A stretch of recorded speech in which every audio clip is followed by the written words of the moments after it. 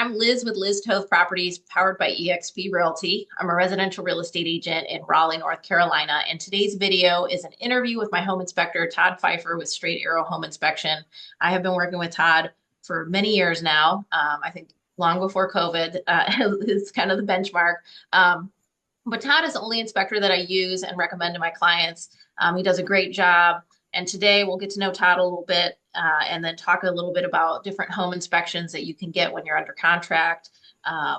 We'll also talk about some of the most common things that he sees in home inspections and things like that. So, Todd, I'm going to turn it over to you and have you introduce yourself and tell us a little bit about why you got into becoming a home inspector. Okay. Hello, Liz. I'm Todd Pfeiffer. I am apparently the only home inspector that Liz Yes. uses. Did you know that? I, I was hoping. Um, I've done I about tell 25. everybody that too. Everyone. Well, I should have looked it up, but I think I've probably done at least 300 inspections for you out of the 2,500 I've done. Oh, that's So awesome. So I've done a lot of home inspections. I've been doing this since 2015 when I got my license. We're licensed in the state and we're governed by the state regulation board for home inspectors. I got into it because I like house systems. I'm always trying to fix things. I've always been curious. I've learned bits and pieces over the years to fix my own house. I used to own a hardware store, and yeah, it was just one of those things where I can set my own schedule. And so I've been doing it since 2015. Like I said, 2,500 inspections, and I enjoy doing it. So I'm That's in it for at awesome. least for the short term. Very good. So 2,500 inspections. So tell us, like, why would a home buyer get a home inspection? And I think, Yeah. starting with like, I mean, we can look at different things like new construction, resale, but if someone's just buying a resale home today, like, why would they want to get a home inspection? Yeah, I mean, the purpose of a home inspection is to be able to point out to a buyer what is potentially going to cost them money, either before they buy the house, if they can get the seller to pay for it, or if they're going to need to know about certain things that may be coming in the short term and maybe the long term. So we can find all kinds of things. There's a lot of simple little things that may not mean anything to a buyer. Maybe deal with the doors that don't latch, cosmetic cracks in the walls, but it can escalate, and we can point out things like damage to the major systems, like the Mhm. HVAC system, which is the most expensive system in your house generally, or the water heater, um, and then all the plumbing and all the electrical in the house. So we have a list that the state has required us to look at certain things, and so all home inspectors should be looking at these things. And it's our opinion when we point out things in the report not be functioning as intended, because that's our standard, functioning as intended. If it's not functioning as intended, we're required to point it out and let the buyer decide whether or not that's important enough to them to have a conversation with their agent about what you want to do about it. If you want to ask for money, if you want to get it fixed, if you want to fix it later, but at least the expectations of what you might be paying for, certainly the first year, but also many years down the line. And we'll point out the age of things to the best of our ability and put that in the context of how long these systems generally last, so that you'll know kind of what to budget for if you needed to replace things. Now, new homes are a different animal. There's not nearly as many things that would be not functioning as intended. Usually, they are relatively minor things in a new home because a builder is required to build to current code, and things like the weather and rain and other things haven't really taken their toll on the house at that time. So we don't find a whole lot of major things in new homes. That said, once in a while we'll find some structural problems, broken trusses, possibly damage to the foundation, but it's generally rare. Builders these days are really good at following the code, which has changed over time to protect homes, and they usually offer a warranty. So it's nice to buy a new home where you have that assurance. Otherwise, the home inspection can really point out things that you can negotiate if you want to. Okay, awesome. Well, yeah, thank you. And one of the things that I like about when you do your inspections is that, especially with a resale home, evaluating the systems and telling someone that, hey, you have to budget to replace this in the future. Because I think when you're buying a home, there's so many things going on that a lot of times you might miss something like that if someone didn't say, hey, you're probably going to have to Yeah. replace this. It's coming to the end of its useful life, that type of thing. So that's always really helpful. What would you say are like some of the most common things that you find today in home inspections? Yeah, usually the simple things I find on almost every house, a door that doesn't latch easily, things that we all live with in our own homes and we don't Hmm. think twice about it. But if I point it out in a new home and somebody fixes it, then you don't have to be annoyed with those little things. A lot of maintenance issues, so HVAC systems, heaters, furnaces, heat pumps, air conditioners, they're minor little things out with condensation problems that can reduce the lifespan of the. Pointing it out now means that somebody goes and takes a look at it. We also recommend that you do regular maintenance on your HVAC systems, but usually it's minor things like that in most homes. And then the bigger things would almost always are related to structural issues. If the house is really old, it could be that the electricity hasn't been upgraded to the current code. It's not required to be upgraded. Nobody requires anybody to upgrade to current code, but a home inspection will point out that, hey, this may have been fine 40 years ago, but there's a reason the code has changed. Either buildings fall down or people get injured. And so these new codes will point out so that you know what you're looking for. The bigger things would almost always are in crawl spaces because it's an area where homeowners don't look. So they Hmm. don't know what's going on down there. And the most concerning issues would be related to moisture. So moisture getting in a crawl space can cause decay, can cause all kinds of fungal growth. It can do damage to the systems that are down there. So those would be the big things that I would find. I don't know. What are the things that you see that I point out all the time? I know a lot of them are like little things. Most of the time I find that, I mean, I guess I luck out that a lot of the homes that my clients are purchasing are in great condition and they're usually pretty minimal things. But I don't sell a lot of the like older homes. I know that Right. you do some of those as well. Yeah. Those are probably a lot more complex than the ones that I'm They selling in take the, longer. yeah, Yeah. right. Oh, I can imagine. And all of us home inspectors charge based on about the amount of time we think we're going to spend on a home inspection. So a newer home is going to take less time. We charge less money. An older home could be more dangerous, so we have to go Mhm. slower. We got to be a little bit more careful. There's going to be a lot more things to report, so it might be a little bit more expensive. So it takes into account those things. So the older homes, yeah, there's going to be potentially more issues with the older homes. Okay. What's the craziest thing you've ever found on a home inspection? Craziest thing. I mean, I've seen some crazy broken foundations that Really? require lots of money. Um, I have seen roof leaks that go unnoticed because they are going down into a chase or something else and has caused secondary problems. So Oh, wow. that would be, but crazy.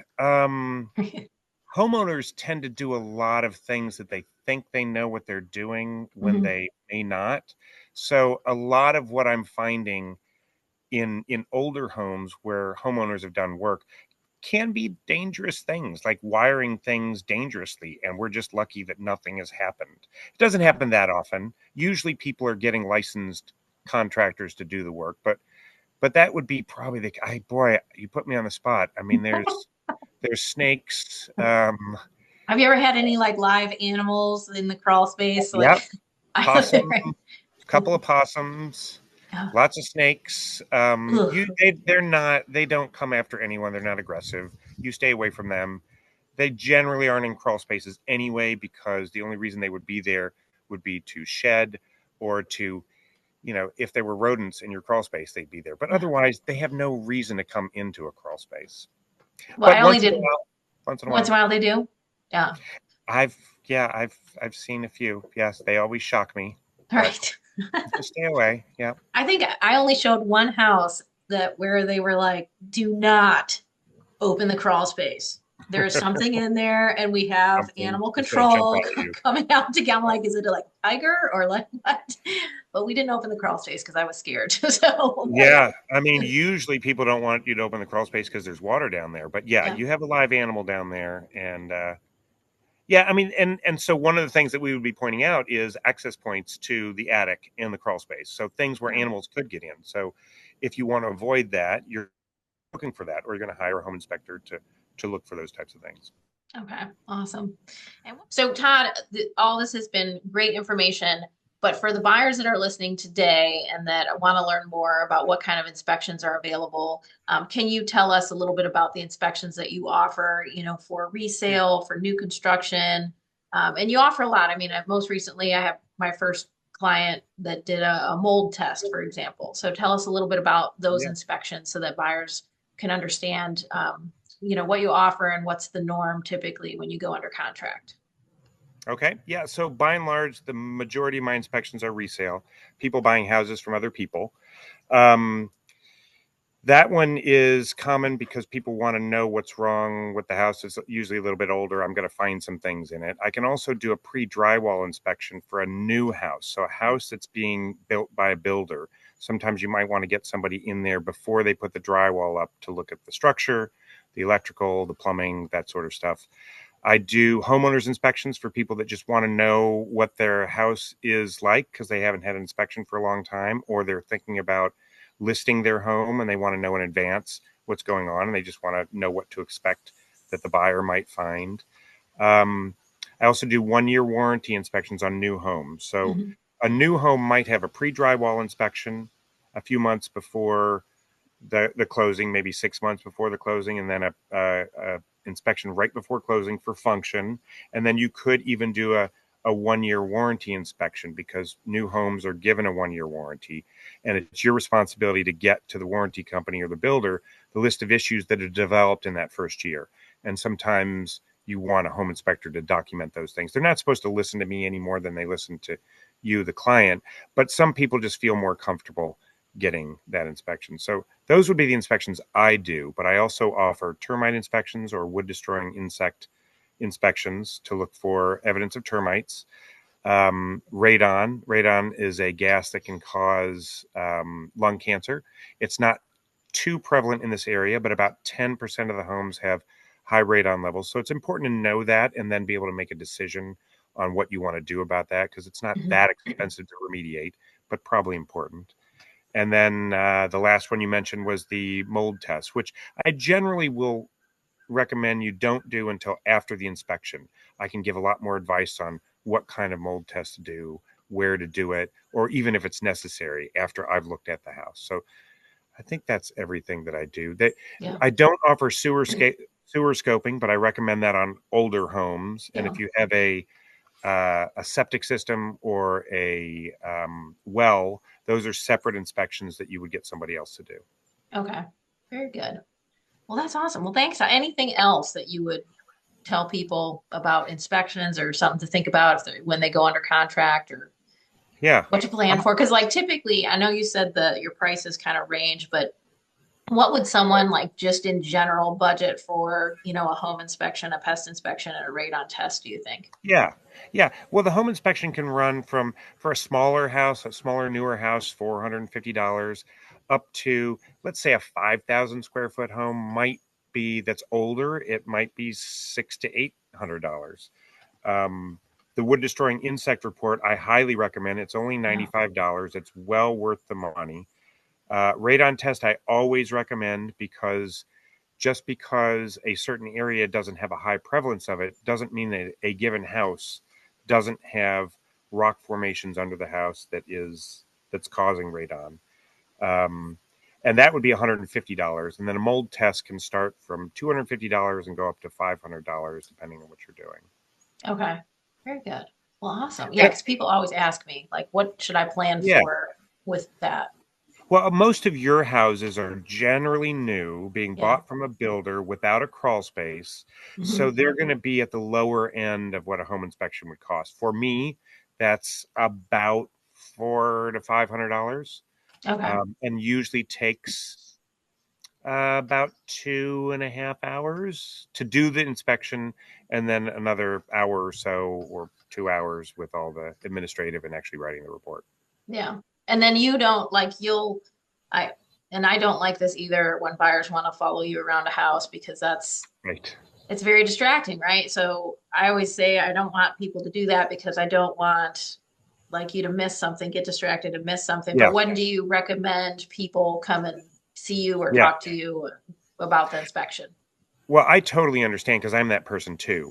If I get a home inspection, I'm going to want to follow the person around. Right. But what you may not realize is that I'm trying to focus on things and I have a routine. And if I get interrupted from that routine, it's possible I would miss something. So I generally recommend people come towards the end. And when I'm Okay. finished, I'll go through everything. I'll make sure I answer all the questions. I'm always available for questions for weeks, months, years after the inspection if they have them. But I consider myself a premium product. I've been doing this for a long time. I charge maybe a little bit more than some other people, but I'll be there for your clients when they have questions. Some people send me questions a year later. Well, hey, what's this? And they send me a photo, and I'll reach out and answer the questions. Sometimes I'll go back to a house because they've got a concern, and it doesn't happen that often. So I don't mind swinging by the house and looking at something that they've Yeah. noticed some number of years later, especially if it's en route to some other inspection that I'm doing. Oh, that's awesome. I know. And I know I've been on listing or showings and been in a house and been like, what is this? I don't know. I'm going to take a picture and send it to my inspector. And I Yeah. do that. And you're Yeah. always helpful. I appreciate that. Yeah. And So, if the answer, I'll send it to, I've got contractors that I reach out to, electricians, plumbers, HVAC people that I reach out and ask questions to. So it's really about getting as much information as possible to the client. And if I don't have the answer right away, I can usually find the answer. all right, awesome. Well, thank you so much for your time, Todd. I appreciate it so much. For anybody who's interested in having Todd do an inspection for them, if you're not my client or if you're another agent, we'll put your website in the description below the video so you have access to Todd's information and can contact him if you're interested in talking to him and having him do inspections for you. And if you are interested in buying or selling in the Raleigh-Durham area, don't hesitate to reach out. If you're researching the area and you want to learn more about the Raleigh-Durham area and you're considering moving here, check out my YouTube channel, Welcome to Raleigh. There's city tours, community tours, more information on the real estate market, buyer tips, seller tips, and more interviews like this. So I look forward to talking to you again soon. And thank you again, Todd. I appreciate it. You're welcome.